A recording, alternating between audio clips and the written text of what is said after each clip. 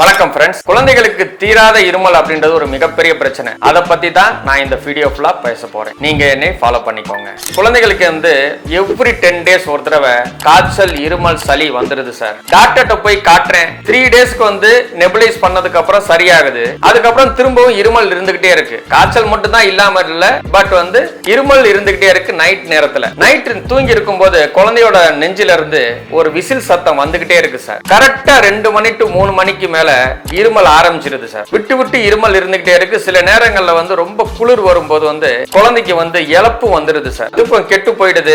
எந்திரிச்சு உட்கார்ந்துறாங்க குழந்தைங்க. அப்புறம் குழந்தைங்க டாக்டர்கிட்ட போய் காட்டுறாங்க. ஒவ்வொரு தடவையும் நெபுலைசேஷன் தேவைப்படுது. ஒவ்வொரு தடவையும் நெபுலைஸ் பண்ணி எல்லாம் முடிஞ்சதுக்கு அப்புறமும் குழந்தைக்கு திரும்பவும் மூக்கு சளி வந்துருது சார். இந்த திரும்ப திரும்ப ரிப்பீட் ஆயிட்டே இருக்கு. இந்த விஷயங்களுக்கு தீர்வு தான் இந்த வீடியோக்கள்ல 6 வீடியோல நான் சொல்ல போறேன். இந்த மாதிரி விஷயங்கள் நம்ம உங்களுக்கு இருக்குன்னா அநேகமா உங்க குழந்தைக்கு வீசிங் ப்ராப்ளம் இருக்கிறதுக்கு வாய்ப்பு இருக்கு.